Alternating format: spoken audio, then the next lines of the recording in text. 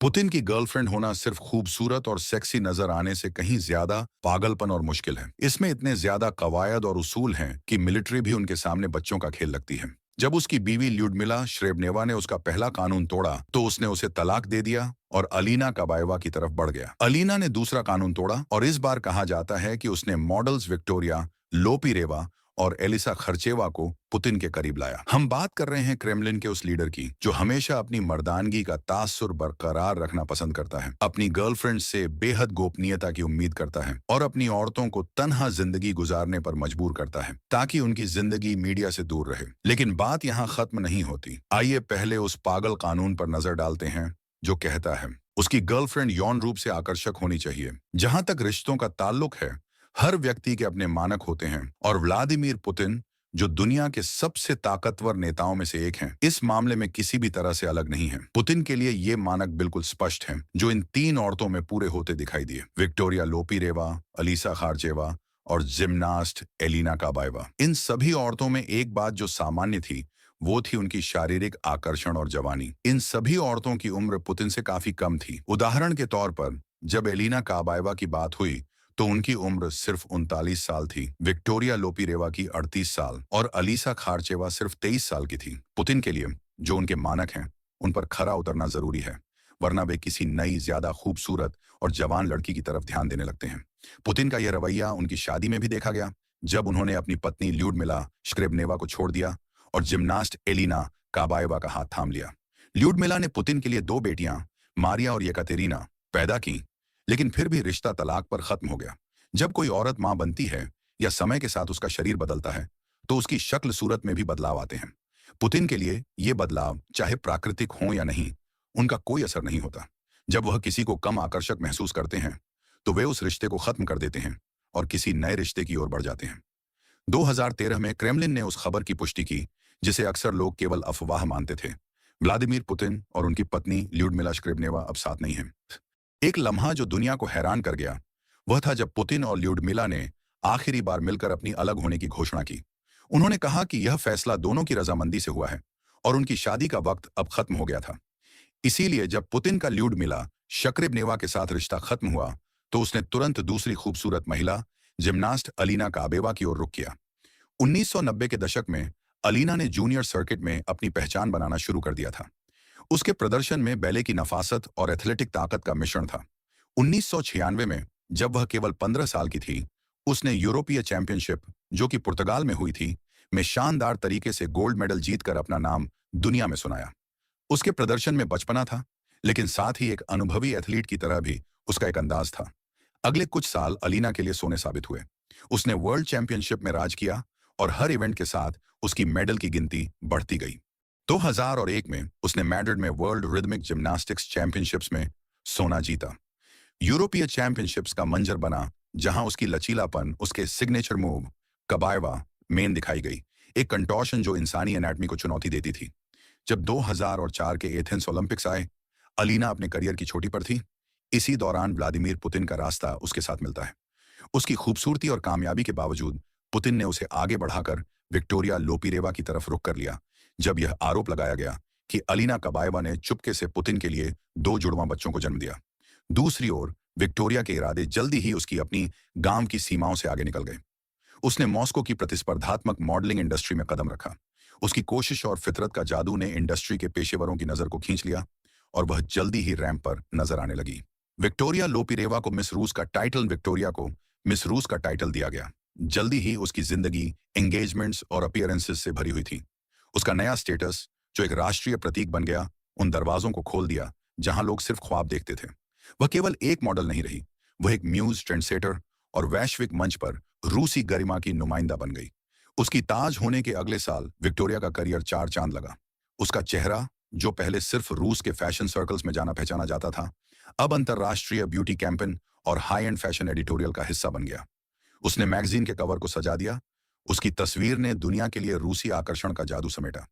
आप सोच सकते हैं कि खूबसूरत और महत्वाकांक्षी होना पुतिन के लिए उनकी गर्लफ्रेंड्स के लिए सबसे बड़ी शर्त होगी, लेकिन जब आप अगला नियम देखेंगे तो पता चलेगा कि उन्हें यह भी फॉलो करना होगा कि उसकी अक्सियत मर्दंगी को दिखाए।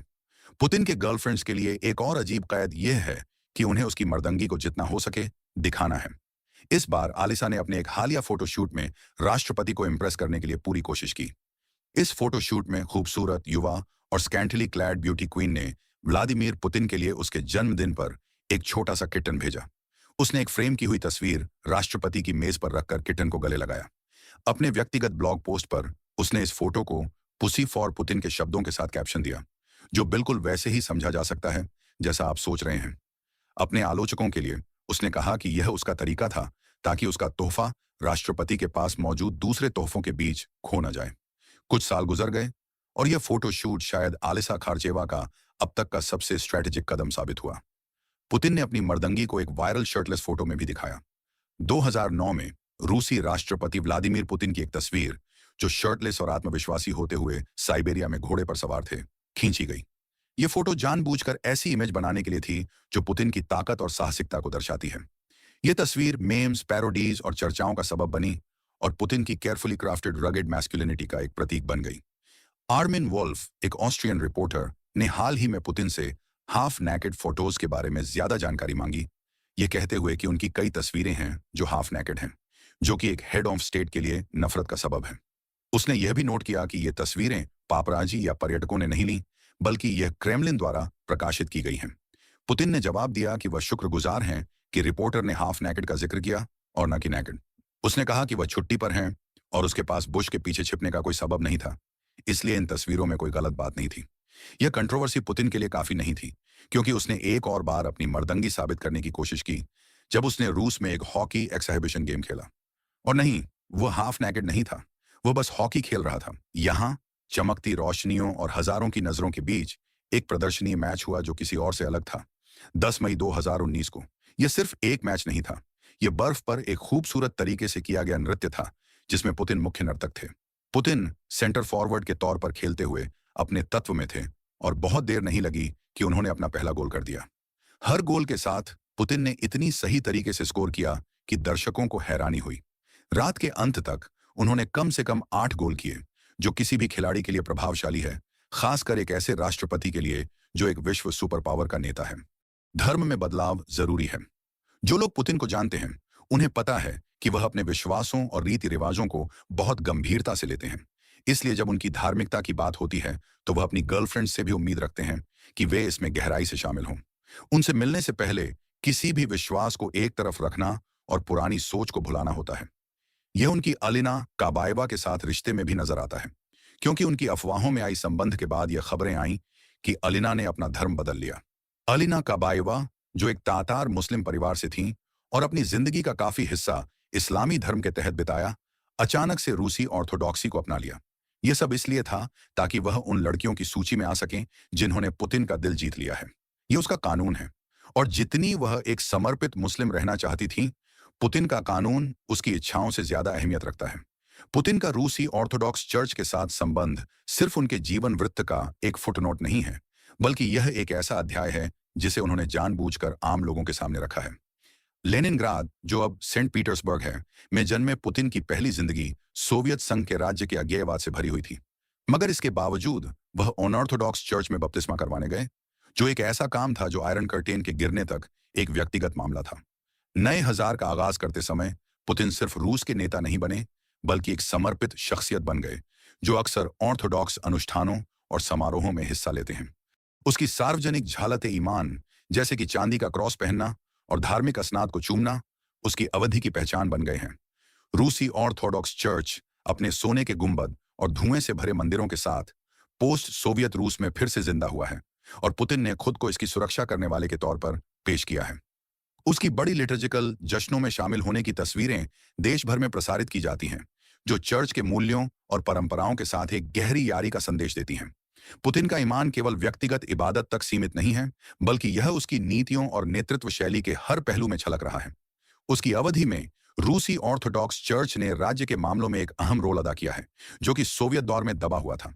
यह जलवायु केवल एक सांस्कृतिक रिवाइवल नहीं है, बल्कि यह एक रणनीतिक गठबंधन है जिसमें चर्च की नैतिक प्राधिकरण पुतिन के शासन को मजबूती देती है। रूसी नेता ने धार्मिक रिटोरिक का इस्तेमाल अपने दृष्टिकोण को मजबूत करने के लिए किया है, जिसमें वह रूस को पारंपरिक मूल्यों का गढ़ मानता है, जो कि उनकी नजरों में पश्चिम की नैतिक गलतियों के खिलाफ खड़ा है। गोपनीयता बनाए रखना आवश्यक। एक वैश्विक सुपर पावर के नेता राष्ट्रपति व्लादिमीर पुतिन ने अपनी छवि को बेहद निजी बनाए रखने में सफलता प्राप्त की है। इसी कारण यह आवश्यक है कि उनके चारों ओर जो लोग हैं, खासकर यदि वे उनसे रोमांटिक रूप से जुड़े हैं, वे भी इसी स्तर की गोपनीयता बनाए रखें। अलिना काबाएवा और पुतिन के बीच का रिश्ता शुरू में सिर्फ एक अफवाह के रूप में था, जो बाद में एक अंतर्राष्ट्रीय कहानी बन गई, जो मॉस्को के सत्ता के गलियारों और उससे आगे तक फैल गई। हालांकि जनता की गहरी रुचि के बावजूद पुतिन और काबाएवा ने अपनी व्यक्तिगत जिंदगी के चारों ओर एक गंभीर चुप्पी और गोपनीयता बनाए रखी। 2008 में ये अफवाहें अपने चरम पर पहुंच गईं जब एक रूसी समाचार पत्र ने रिपोर्ट किया कि पुतिन, जो उस समय ल्यूडमिला पुतिना के साथ शादीशुदा थे, अपनी पत्नी को तलाक देने और काबाएवा से शादी करने का इरादा रखते थे। क्रेमलिन का जवाब तेज और कठोर था। पुतिन ने इन आरोपों को दृढ़ता से नकारते हुए उन लोगों को फटकार लगाई जो उनकी निजी जिंदगी में हस्तक्षेप करने की कोशिश कर रहे थे। उन्हें एरोटिक फैंटसीज कहकर बुलाया। उस समाचार पत्र को तुरंत बंद कर दिया गया जिसने यह कहानी प्रकाशित की थी। कुछ समय बाद लोगों ने देखना शुरू किया कि अलिना पहले से ज्यादा सार्वजनिक रूप में कम नजर आने लगी।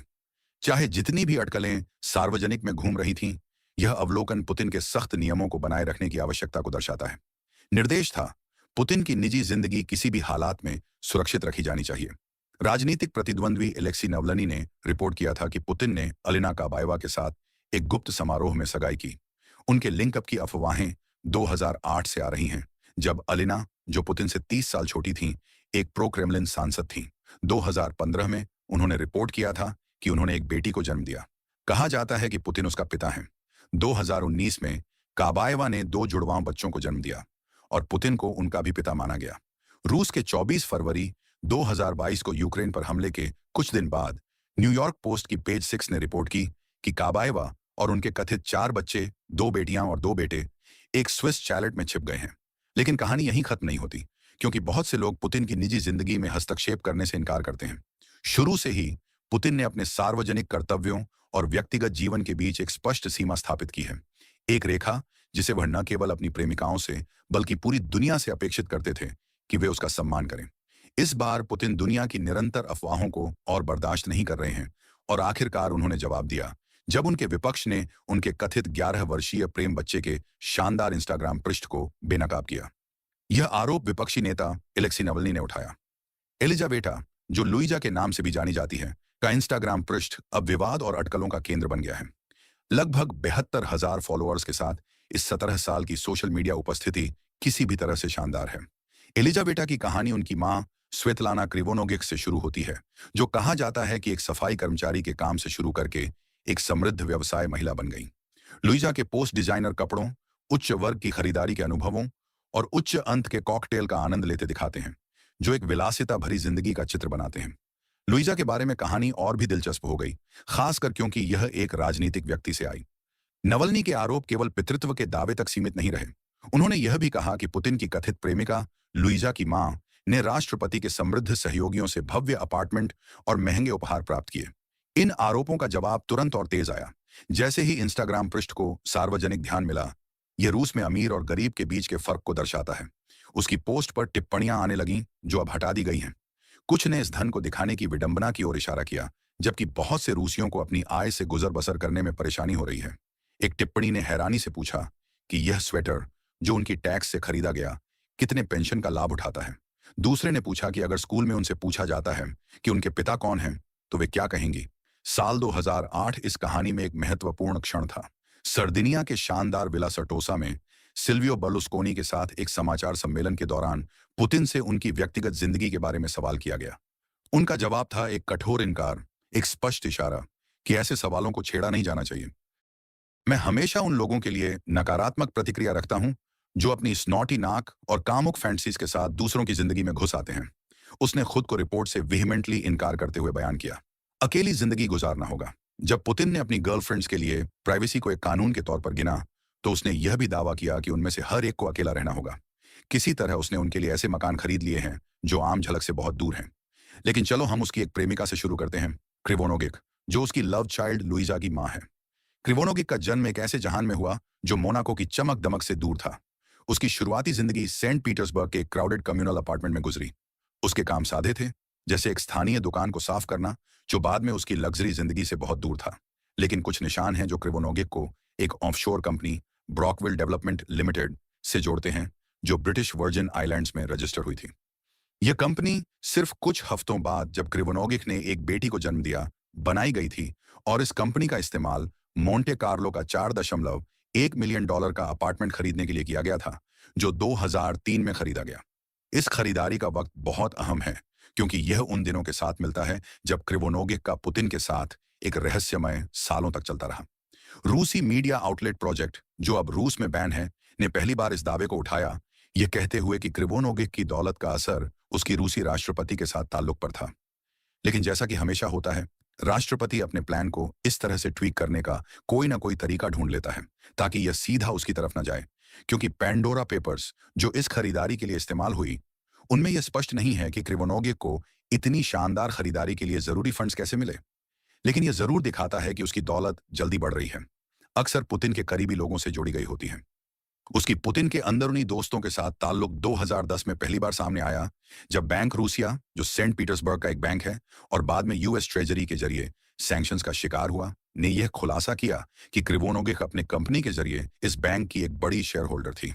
उसकी गर्लफ्रेंड्स के लिए कहानी यहां खत्म नहीं होती, क्योंकि पुतिन ने अपने असर और दौलत का इस्तेमाल करके काबाएवा और उसकी फैमिली को कुछ शानदार तोहफे दिए, जिनमें महंगी रियल एस्टेट भी शामिल है। इनमें से सबसे खूबसूरत तोहफा लेक वॉल्डाई पर एक मैंसन है। यह हवेली, जो लगभग 13,000 वर्ग फुट का लकड़ी का ढांचा है, रूसी कारीगरी का एक शानदार उदाहरण है, जो देश की वास्तुकला की विरासत को दर्शाता है। कहते हैं कि यह जोड़ा दोनों के लिए एक किला है, जहां उन्हें सार्वजनिक और मीडिया की बेचैन नजरों से दूर रहने का मौका मिलता है। इस शानदार रिहायश की निर्माण की निगरानी यूरी कोवलचुक ने की, जो पुतिन का करीबी दोस्त है, और कहा जाता है कि इसकी फंडिंग एक साइप्रस के स्लश फंड के जरिए की गई थी। इन रिपोर्टों के असर हैरान करने वाले हैं। यह दर्शाता है कि पुतिन की तरफ से काबाएवा की खैर मकदम में व्यक्तिगत निवेश का एक स्तर है जो केवल अंदाजे से आगे बढ़कर है। ऐसे शानदार प्रोजेक्ट की लागत कोई छोटी बात नहीं है। वह रियल एस्टेट साम्राज्य, जिसमें काबाएवा का कहना है कि वह केंद्रीय है, का अनुमान 120 मिलियन डॉलर है।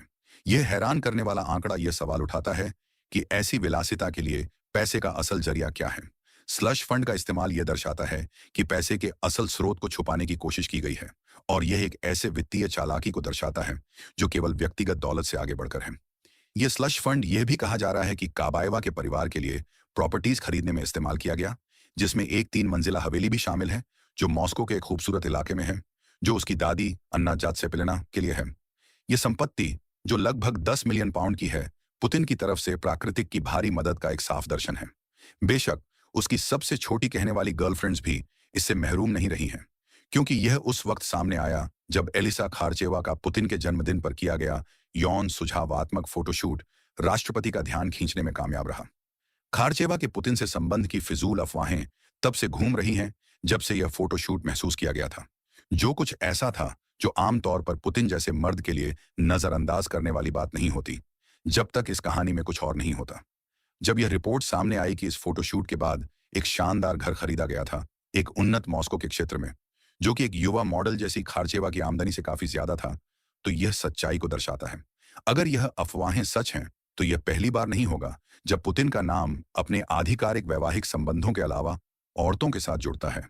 लेकिन यह इस कथित अफेयर की जोड़ी, जो एक शानदार हवेली के भारी तोहफे से दर्शाती है, इसे खास बना देती है।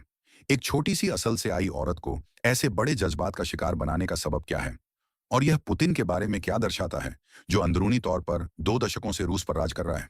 यह सिर्फ यह दर्शाता है कि जब पुतिन किसी औरत से रोमांटिक तौर पर जुड़ते हैं, तो वो इसकी खुशहाली के लिए कोई कोशिश करने से नहीं कतराते, जैसा कि उन्होंने अपने कई कथित रिश्तों में दिखाया है कि उन्होंने उन्हें अकेले और सार्वजनिक नजरों से दूर रहने के लिए घर खरीदे हैं। रूसी राजनीति में हिस्सा लेना। खिलाड़ी दुनिया से रियासत के बड़े मैदान में कदम रखना एक ऐसा रास्ता है जिसे कुछ ही लोग चुनते हैं, लेकिन यह सिर्फ अलीना काबेवा का रास्ता नहीं था, बल्कि यह पुतिन का ध्यान खींचने का एक तरीका भी था। आखिरकार पुतिन को ताकतवर औरतों से प्यार है, और यह एक ऐसी तस्वीर है जो अलीना पर फिट बैठती है। 2007 में अलीना ने पेशेवर जिम्नास्टिक्स से रिटायर होने का ऐलान किया। यह फैसला एक दौर के खत्म होने का निशान था, लेकिन यह एक नए बाब की शुरुआत भी थी। अपने एथलेटिक करियर के बाद उसने एक नए मैदान में कदम रखा, जहां मुकाबला भी उतना ही तेज था, लेकिन नियम काफी अलग थे। अलीना का राजनीति में कदम रखना उतना ही तेज था जितनी उसकी जिम्नास्टिक्स में ऊंचाई। उसने यूनाइटेड रूस पार्टी, जो कि रूस की सत्तारूढ़ पार्टी है, से जुड़कर 2007 में स्टेट ड्यूमा, जो कि रूसी संसद का नीचा घर है, के लिए चुनाव जीते। राजनीति में उसकी एंट्री काफी जांच परख से भरी थी, जिसने कई सवाल उठाए। कुछ लोगों ने उसे एक नई शक्ल, एक नई उम्मीद के तौर पर देखा, एक ऐसे राजनीतिक सिस्टम के लिए जो अक्सर अपनी विविधता की कमी के लिए आलोचना का शिकार होता है। दूसरों ने उसकी योग्यता पर सवाल उठाए, यह सोचकर कि क्या उसकी सेलिब्रिटी स्थिति ही उसे शक्ति के इस मकाम तक ले आई। ड्यूमा में अलीना ने जल्दी ही अपनी छाप छोड़ी। उसने बच्चों के मामलों, खासकर अनाथों के अधिकारों के लिए एक प्रमुख अधिवक्ता बन गई। उसका एक मसौदा कानून जो रूसी बच्चों की विदेशी नागरिकों के जरिए गोद लेने को प्रतिबंधित करता था, ने दोनों तारीफ और आलोचना प्राप्त की।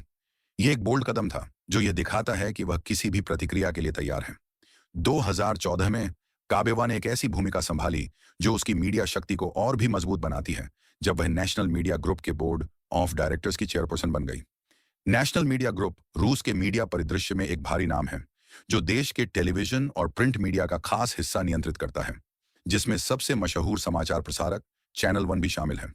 काबेवा का इतना ताकतवर संगठन का सरदार होना यह मानता है कि उसे रूस के आंतरिक मामलों, खासकर उसके मीडिया नैरेटिव पर काफी असर है।